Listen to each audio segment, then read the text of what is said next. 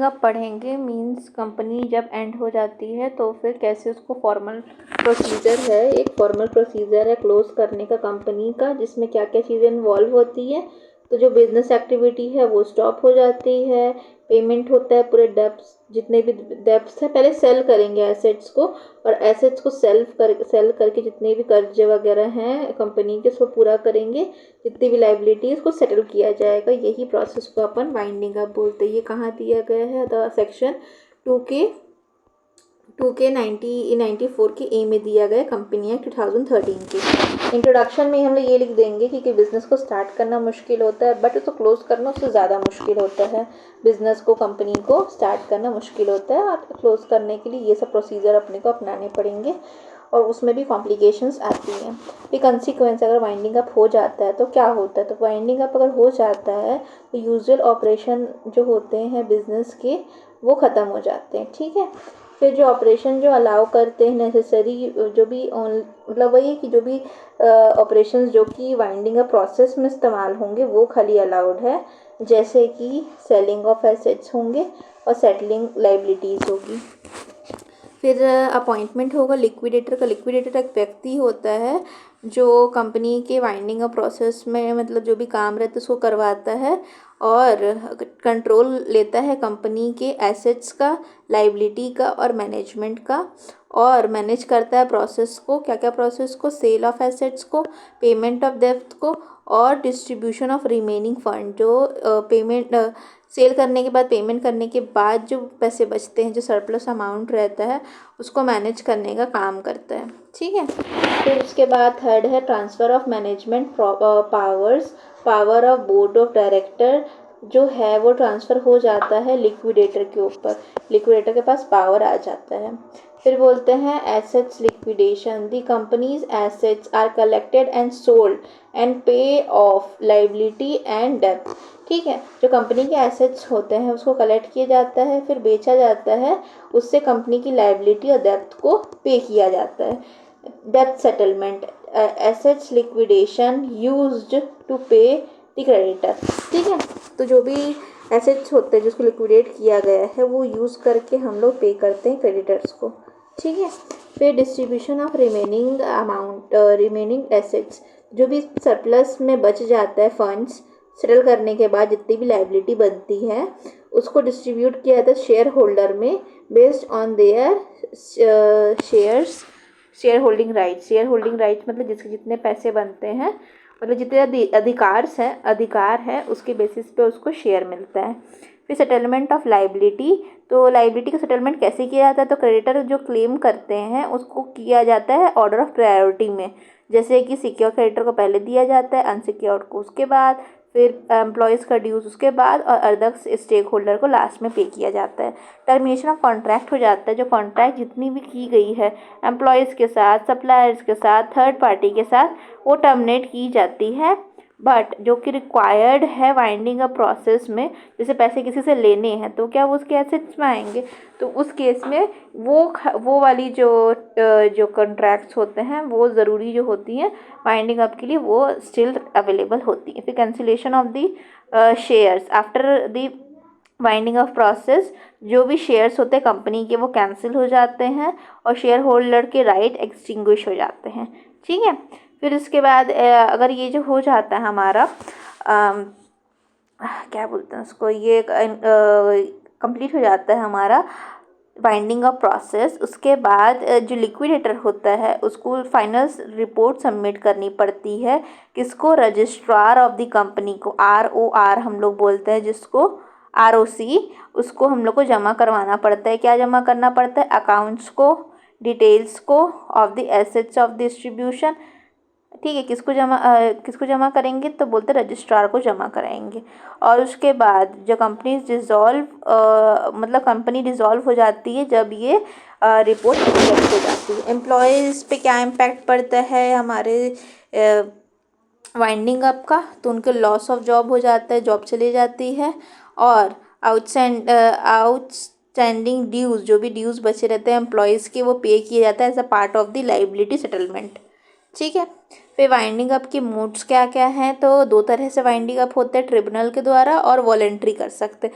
Chapter 20 में दिया गया है, सेक्शन 270 में मोड्स दिए गए, दो मोड्स हैं, ठीक है। बाय दी कोर्ट करवाएंगे तो सेक्शन 71 से लेकर के 76 तक आई गेस है, उसको देखना पड़ेगा, ठीक है। तो वो चीज़ है, तो 71 जो है वो बात करता है सर्कमस्टेंसेस की। 270 में दिया है कि दो मोड्स है, ट्रिब्यूनल्स एंड वॉलेंट्री वाले, और 271 में सर्कमस्टेंसेस दिए गए हैं वाइंडिंग अप प्रोसेस के, जो कि ट्रिब्यूनल करती है, ठीक है।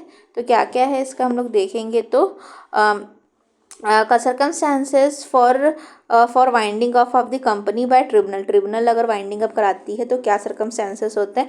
The company can wind up the tribunal if any of the following is applied. Inability to pay the depth, अगर डेप्थ को पे नहीं कर सकते। सिचुएशंस कब कब हम लोग मानेंगे कि वो डेप्थ को पे नहीं कर सकते।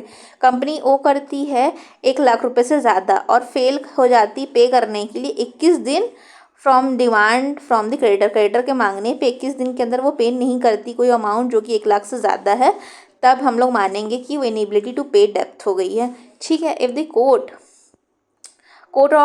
कोर्ट या ट्रिब्यूनल का ऑर्डर आता है रीपेमेंट के लिए, सेटिस्फाई नहीं कर पाते, या तो होल्ड में नहीं कर सकते या पार्ट में नहीं कर पाते, तब ये मानेंगे कि inability to pay the depth हो गया है। फिर अगर जो कोर्ट और ट्रिब्यूनल फाइन करता है कि वो पे नहीं कर पाता है, कर पा रही कंपनी नहीं कर पाएगी, क्योंकि उसके जो करंट और जो फ्यूचर लाइबिलिटीज़ हैं उसको देखते हुए, तभी वो मानेगी कि इनेबिलिटी टू पे डेप्थ हो गया है। फिर बोलते हैं special resolution. By special resolution, जब स्पेशल रिजोल्यूशन पास किया जाएगा, कंपनी पास करती है स्पेशल रिजोल्यूशन और जो ट्रिब्यूनल है वो एग्री करती है, तब वाइंडिंग अप हो सकता है बाय ट्रिब्यूनल। फिर acts against the national interest, अगर कंपनी कोई ऐसा एक्ट करती जो कि नेशनल इंटरेस्ट के अगेंस्ट है, जैसे कि integrity of India, national security, friendly relation with other countries, public order, decency and morality, ये सब चीज़ों के अगेंस्ट अगर होगा तो हम लोग मानेंगे कि वो अगेंस्ट नेशनल इंटरेस्ट होगा, तब ट्रिब्यूनल इसके अगेंस्ट बाइंडिंग अप का प्रोसेस चालू कर सकती है। ट्रिब्यूनल का ऑर्डर अगर पास किया गया है चैप्टर 19 में, तो फिर फ्रॉडुलेंट कंडक्ट होती है कंपनी की, तब वाइंडिंग अप का प्रोसेस चालू कर सकती है tribunal.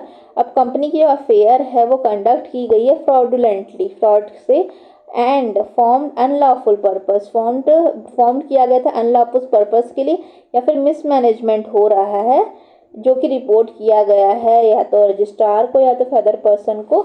In that case fraudulent conduct के बेसिस पे भी हम लोग करवा सकते हैं, प्रोसीडिंग चालू करवा सकते हैं वाइंडिंग अप की बाय द ट्रिब्यूनल।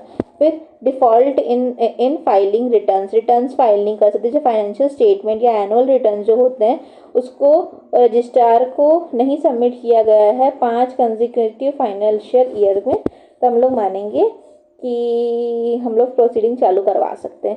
फिर जस्ट एंड इक्विटेबल ग्राउंड्स के बेसिस पे ट्रिब्यूनल अगर लगता है कि कोई फेयर या रीजनेबल ग्राउंड है किसका, वाइंडिंग अप का, ठीक है, जैसे कि डेडलॉक हो गया मैनेजमेंट का, अब काम ही नहीं हो पा रहा है आगे, या फिर लॉस हो रहा है, लॉस हो गया है, कंपनी का पर्पस ही भूल गई है, कंपनी मकसद भूल गई है, इन दैट केस भी वो करवा सकती है, ठीक है।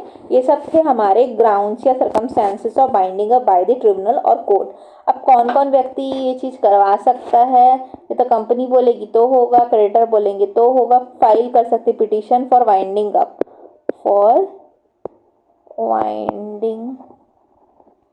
अप तो कौन कर सकता है, तो बोलते हैं एनी कंट्रीब्यूटर्स या share holder, combination of above ABC मतलब कंपनी या क्रेडिटर या कंट्रीब्यूटर, तीनों मिलके अगर चाहे तो सब भी करा सकते हैं।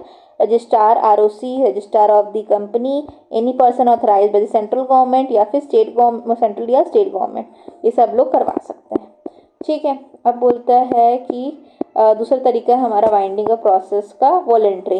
तो वॉलेंट्री में खुद से कराएंगे, तो खुद से कैसे करा सकते हैं, ये चीज़ ना अब इसमें गवर्न नहीं होती कंपनीज एक्ट में, अब ये गवर्न होती इंसॉल्वेंसी एंड बैंक्रप्सी कोड 2016 के अकॉर्डिंग। तो इसके अकॉर्डिंग जो सॉल्वेंट कंपनी होती है वो इनिशिएट करवा सकती है वॉलंटरी लिक्विडेशन, मीन्स बोल सकती है कि अपनी कंपनी की जो भी एसेट्स है उसको लिक्विडेट कर दो, ठीक है। कंडीशंस क्या क्या हो सकते हैं, अगर ये अप्रूव हो जाता है 3/4 of the share holders through a special resolution pass करके 3rd क्वार्टर शेयर होल्डर अगर बोलेंगे तो ये लिक्विडेशन का प्रोसेस चालू हो जाएगा, वॉलंटरी वाइंडिंग आपका। फिर declaration of solvency by directors that the company can pay its debt full specific period. Director बोलता है कि कंपनी पे कर सकती है अपने डेथ को स्पेसिफिक पीरियड के लिए। ये वाला समझ नहीं आया उतना ना। आगे ना ये हो गया। इसके बाद डिफरेंस देखेंगे दोनों में, डिसोल्यूशन में और वाइंडिंग अप में डिफरेंस क्या होता है। डिसोल्यूशन जो होता है ना वो एक तरह का प्रोसेस है लिक्विडेट करने का, कंपनी के एसेट्स को और लाइबिलिटी को सेटल करने का, डिस्ट्रीब्यूट करने का, और रिमेनिंग जो है वो शेयर होल्डर को मिलता है। और डिसोल्यूशन क्या हुआ, एक फाइनल प्रोसेस है where company's legal existence terminate हो जाती है।